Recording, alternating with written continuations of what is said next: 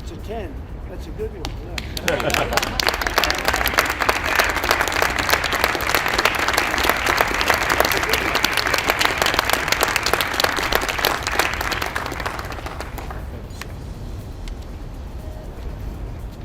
Imagine one of the most recognizable companies in the world, Coca-Cola, a symbol of American culture and economic success. Its red and white logo is known in every corner of the planet, and the taste of its drinks is associated with childhood, holidays, and the American dream. But today, this icon faces a choice that is shaking not only the business community, but also millions of ordinary people. A few days ago, Coca-Cola announced its intention to move part of its production outside the US, a move that has sparked a storm of emotion and heated debate. The reason is the harsh tariffs and trade restrictions imposed by the Trump administration, which make domestic production too expensive and unpredictable. Imagine that the aluminum cans that are a familiar sight on American store shelves will now be made somewhere in Europe or Asia, and the price of soft drinks could rise to unprecedented heights. After Trump imposed those sweeping 25% tariffs on aluminum and steel imports, the European Union retaliating with tariffs on up to $28 billion of U.S. goods. Trump making it clear this isn't over, vowing to respond in kind with sweeping retaliatory tariffs early next month. What does this move mean for millions of factory workers, for the U.S. economy, and for the brand itself, which has become part of the national identity? Will Coca-Cola be just another victim of the global trade war, or will this turn of events mark the beginning of a new era for the company? What are the consequences for consumers who have grown accustomed to the consistent quality and availability of these drinks? And most importantly, can America maintain its status as the world's leading economy if even giants like this are leaving the country because of protectionist measures? And police in Italy are investigating possible arson after a fire destroyed more than a dozen Tesla vehicles. Elon Musk is calling the incident at a Rome dealership terrorism. This comes as Tesla has been the target of recent protests around the world. Today, we'll dive into the heart of these events, analyze the impact of tariffs on Coca-Cola's supply chain, find out how the authorities and the public are reacting, and what this cultural and economic upheaval means for all of us. You'll get exclusive analysis, inside info, and unexpected predictions from experts. Stay tuned, a story that will affect everyone is about to begin. Tariffs, there's been a lot of on and off, some inconsistency. There's no inconsistency. I'm not like a block that just, I won't delay. It's called flexibility. It's not called inconsistency. It's called flexibility. In recent months, the world has witnessed a stunning turn of events in the fate of one of America's most famous brands, Coca-Cola. The company, which many perceive not just as a beverage manufacturer, but as a symbol of U.S. national identity and cultural heritage, has announced its intention to move a significant portion of its production outside the country. This decision sent a loud signal about how much trade wars and tariff policies can affect global business giants. And all this did not happen out of the blue. The roots of the problem lie in the harsh economic measures taken by Donald Trump's administration, which forced Coca-Cola to review its production plans and global strategy. I think you're going to remember today, it's going to be a free nation that we're dealing with. We're going to have a very free and beautiful nation. It's going to be Liberation Day in America, and it's going to be a day that hopefully you're going to look back in years to come and you're going to say, you know, he was right. This has turned out to be one of the most important days in the history of our country. The rise in tariffs on key components, primarily aluminum, which is used to manufacture billions of cans annually, became an unbearable burden for the company. The increase in import duties to 25% on aluminum from major trading partners, such as Canada, has significantly increased the cost of packaging, which has had a negative impact on financial performance. But aluminum is only one part of a complex chain. Sweet ingredients and flavorings from Latin America and Asia have also become more expensive due to rising tariffs and complicated customs procedures. All of these factors combined have dealt a powerful blow to production efficiency and logistics. Ready? The higher the tariff, the more likely it is that the company will come into the United States and build a factory in the United States so it doesn't have to pay the tariff. That will take many, as you know, that will take many years. In fact, I'll tell you, you know, there's another theory is that the tariff, you make it so high, so horrible, so obnoxious that they'll come right away. When I do the 10%, 10% is really, first of all, 10% when you collect it is hundreds of billions of dollars. The we just numbers told- that you're talking, all reducing our deficit. But really, so there's two ways of looking at a tariff. You can do it as a money-making instrument, or you can do it as something to get the companies. Now, if you want the companies to come in. In an attempt to soften the blow, Coca-Cola took several temporary measures. The company tried to find new suppliers and partially switched to local producers, but these attempts proved insufficient. The global market, where raw material and logistics prices are only rising, does not leave much room for maneuver. At the same time, business margins are falling rapidly, and even a significant increase in retail prices could lead to a loss of customers. The company's CEO, James Quincy, has openly stated that the company cannot bear these costs indefinitely and risks losing consumer loyalty. This situation raises questions about the future of business in the US, where, on the one hand, the government is trying to protect domestic industry, and on the other, giants such as Coca-Cola find themselves in circumstances that are incompatible with their previous strategies. Donald Trump and his administration insist that these tariffs are designed to support American manufacturers weakened by import competition. Some industries, such as metallurgy, have indeed seen a short-term improvement, but companies with a global presence such as Coca-Cola have faced a completely different reality. After weeks of whiplash, Trump threatening tariffs, imposing some, and walking back others, many Americans are feeling the uncertainty. In Swisher, Iowa, distillery owner Jeff Quint says it's paralyzing. The bourbon industry is going to be collateral damage in this tariff war. I don't really think there's any way around that. And he's not alone. Tonight, the majority of Americans, 61%, now say they disapprove of how the president is handling tariffs. 56% say they disapprove of his handling of the economy overall. But the president has dismissed those concerns tonight, saying he has the right to change course. The globalization of supply chains and management strategies makes it difficult to adapt to unilateral protectionist measures. That is why the White House is demanding that such companies show loyalty and maintain their production capacity in the US. Nevertheless, Coca-Cola, with its scale and diversified business, declares its independence from national borders, emphasizing the need for flexibility to remain competitive in the global market. President Trump has promised to impose tough sanctions and high tariffs on companies that choose to leave US territory and take advantage of tax breaks in other countries. This announcement has caused serious tension and sparked heated debate both within the company and in economic and political circles.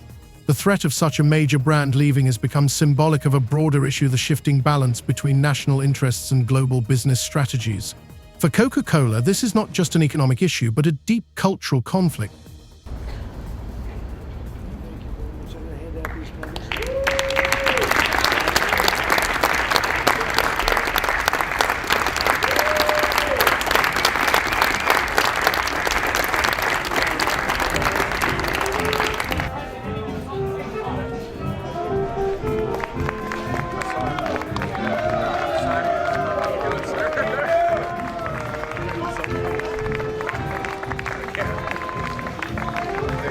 Founded in Atlanta in the late 19th century, the company is strongly associated with American history and values. During World War II, it served as a source of moral support for soldiers, and during the Cold War, it became a symbol of freedom and the American dream. Its slogan, "Coke is it," has long been part of the global marketing lexicon. Now that Coca-Cola has announced its move to a more economically favorable country, it is perceived as a blow to American identity. Public reactions are full of confusion and outrage. How can this be? How can our symbol leave its homeland? Echoes across social media and the news. Company representatives are trying to explain that a global company has to adapt to new realities, and that current US trade policy makes it economically impossible to continue operating within the country. We begin with the president's trade war escalating tonight. This evening, the retaliation against the United States, Canada, and the European Union responding quickly, just hours after President Trump's 25% tariff on all steel and aluminum coming into the United States. Canada, the largest supplier of steel to the U.S., slapping new tariffs on $20 billion worth of U.S. goods that are sold in Canada. And the 27 countries of the European Union imposing retaliatory tariffs on up to $28 billion worth of U.S. goods sold in Europe. This cultural conflict is generating conflicting emotions within American society and beyond its borders, raising doubts about the U.S.'s ability to keep major brands within its borders. Many are wondering, what if other well-known American companies, such as Disneyland or McDonald's, follow suit?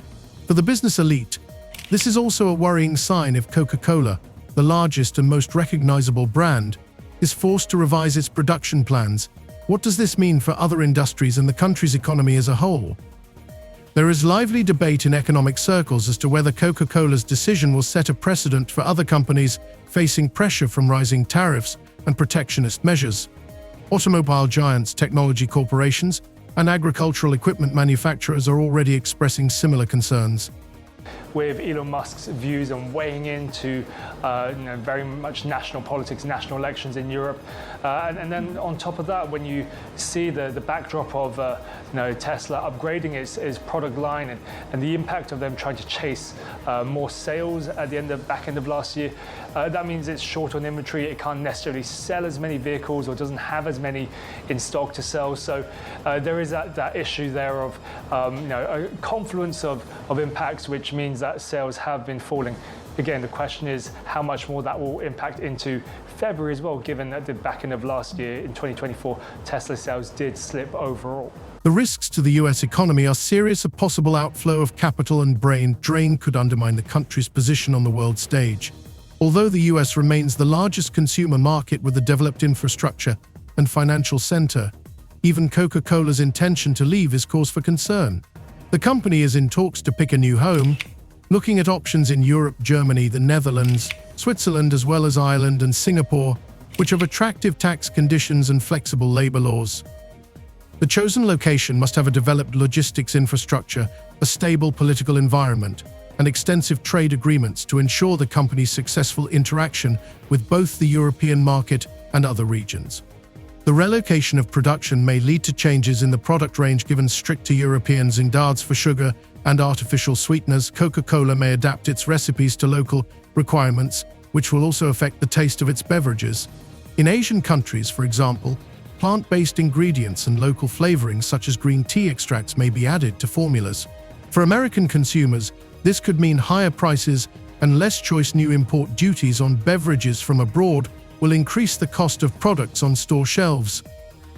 US President Donald Trump has announced a 25% tariff on all car and light truck imports into the country. It's due to come into effect on April 2nd. Economists and world leaders are warning that it will be a tax on consumers and have a chilling effect on the global economy. But to Americans, Trump paints a rosy picture, predicting that the levies will spur growth. However, the hardest hit will be workers. Thousands of employees at Coca-Cola's US factories are at risk of losing their jobs.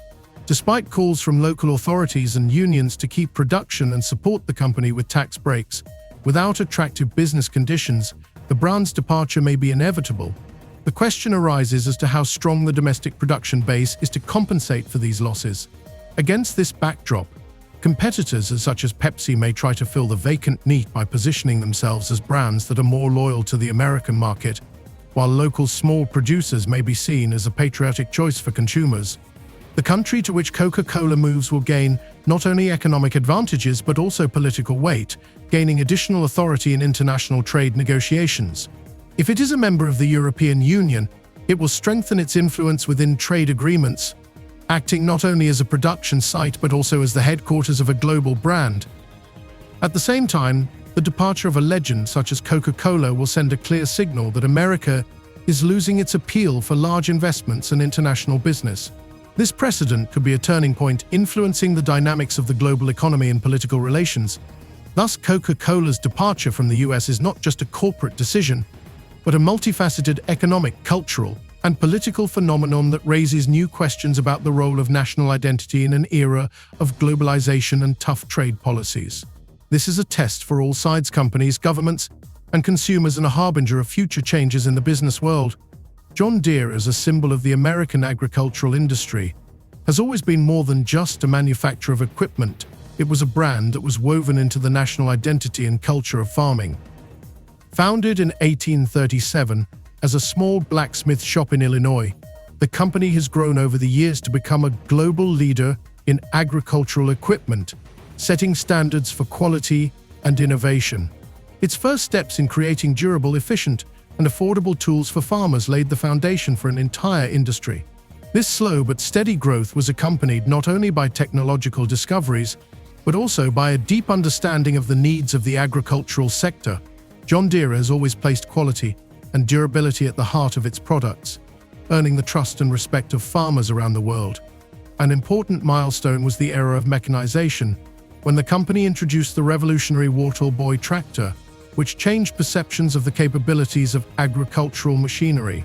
It not only significantly reduced labor intensity, but also laid the foundations for modern precision farming methods. In the decades that followed, John Deere developed and implemented innovations while maintaining a focus on sustainable growth and long-term strategy. Despite global economic crises, the company not only survived but also strengthened its position by entering international markets and expanding its product line. However, by the early 2020s, the industry found itself at a crossroads. Rising costs, changes in legislation, and environmental requirements were pushing manufacturers to look for new solutions. John Deere, which had long been conservative in the field of digital technology, was forced to accelerate its transition to automation and intelligent systems. In 2022, the company unveiled its first mass-produced autonomous tractor, which quickly gained popularity thanks to its high precision and reduced labor costs. This innovation was a turning point, prompting the entire industry to rethink its approach to farming. On the other hand, Elon Musk and his company SpaceX offered an alternative path, using satellite technology to provide global internet access and data collection. Musk criticized traditional methods, believing that fully digital and satellite-based control of agricultural processes was the future that would open up new horizons. Despite initial collaboration between John Deere and SpaceX, their views on the industry's development remained diametrically opposed. SpaceX focused on providing high-speed internet through the Starlink network, which allowed farmers in the most remote corners of the planet to stay connected and manage their equipment in real time. However, satellite systems faced challenges: weather conditions, signal delays, and high operating costs raised doubts among some farmers. While satellite technology promised global coverage and data integration, John Deere's autonomous machines offered reliability and autonomy, allowing them to operate without a constant connection to external systems. This hybrid approach became a compromise of sorts, satisfying the needs of different market segments and enabling wider adoption of innovation. John Deere also invested heavily in the development of artificial intelligence and machine learning to improve yield forecasting, optimize resource use, and increase the resilience of farms to climate change. However, the introduction of high-tech agricultural equipment has not been without problems. The complexity of repair and maintenance, the high cost of software, and dependence on updates have created significant obstacles for farmers, especially small farms. Many complained about the lack of skilled specialists in remote areas, which led to equipment downtime and crop losses. John Deere's proprietary systems limited the ability to perform maintenance independently, increasing costs and causing user dissatisfaction. In this struggle for the digital future of agriculture, many contradictions have emerged, ranging from technical complexities to questions of affordability and the impact on traditional working methods. Nevertheless, John Deere has been able to maintain its leadership by offering solutions that combine innovation and practicality, ensuring increased efficiency and competitiveness for farmers around the world. Thus, the third and fourth phases of John Deere's development are not just a technological leap forward, but a complex process of overcoming challenges, integrating new ideas, and restructuring the industry in the face of global competition and changing societal expectations. These events are shaping the future of agriculture and setting standards for all market players, demonstrating how tradition and innovation can coexist and reinforce each other. Parallel to the internal difficulties, a strategic discussion unfolded regarding the relocation of John Deere's production facilities. CEO John May announced plans to move some of the factories to Mexico, which sparked a flurry of criticism and political debate. Supporters of nationalist economic policies insisted on the need to keep jobs and production within the US, arguing that this would support the domestic market and economic security. Opposing them were supporters of globalization and cost optimization, including May himself, who argued that global competitiveness requires flexible and efficient production chains, including the international distribution of capacity. This conflict became a symbol of the broader struggle between economic nationalism and global business pragmatism. The US government imposed harsh tariffs and threatened sanctions on companies that decided to move production abroad in an attempt to preserve the country's industrial potential. However, such measures risk triggering retaliatory trade wars and complicating international cooperation. John May pointed out that reconfiguring logistics chains and integrating new suppliers requires time and capital investment, without which the company would not be able to compete effectively in the global market. The impact of this conflict went beyond the confines of a single company. John Deere's decisions were seen as an indicator of the resilience of American industry and the economy's ability to adapt to global change. If successful, the company's model could serve as an example for other industries facing similar problems. Otherwise, waves of production relocations, layoffs, and job losses would follow, potentially causing serious social and economic upheaval. This period was a time of difficult compromises and the search for new paths of development. John Deere was forced to invest not only in technology and production, but also in public relations, improving employee relations, and developing retraining programs. At the same time, the company actively sought new markets and regions for expansion, striving to balance the interests of all stakeholders. Thus, John Deere's strategic struggle for the future of manufacturing and global competitiveness became a reflection of the complex processes taking place in the global economy. The conflict between the need to protect national interests and the demands of global integration, between innovation and social responsibility, all these factors shape the landscape in which not only John Deere but many other companies will have to operate. It is the ability to find a balance between these contradictions that will determine success in the new reality of modern business.